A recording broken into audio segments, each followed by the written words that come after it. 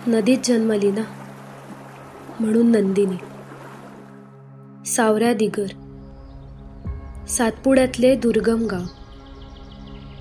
सरदार सरोवरामुळे नर्मदा नदीने या गावाला विळखा दिलाय. पाणी असते तेव्हा हाताने वल्हवायच्या नावेत बसून सावऱ्या दिगरला पोचावे लागते. उन्हाळ्यात पाणी आटले की दलदलीतून पायपीट करत किनारा गाठावा लागतो. 15 वर्षांपासून इथे पुलाचे काम सुरूच आहे.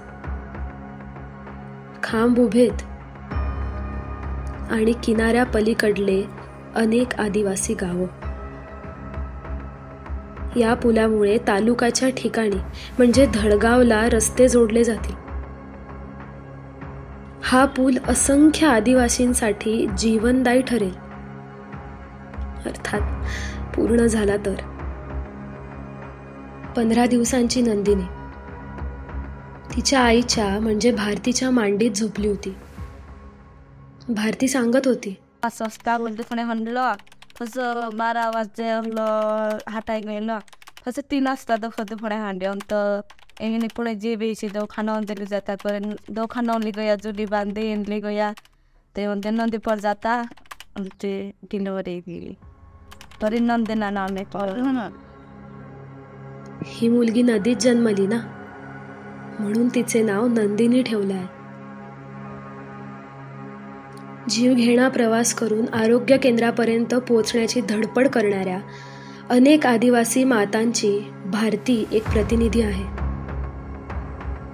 आधी झोळीतून 2 किलोमीटर पायपीट, मग नाव, मग पलीकडला किनारा आणि मग उपलब्ध झाली तर रुग्णवाहिका, नाहीतर स्वखर्चाने केलेली जीप. वाईट रस्ता आणि सरते शेवटी आरोग्य केंद्र. हा मातृत्वाचा खडतर प्रवास जगलेल्या अनेक माता सातपुड्याच्या या दुर्गम भागात राहत आहेत. 15 वर्षांपासून रेंगाळलेले हे पुलाचे काम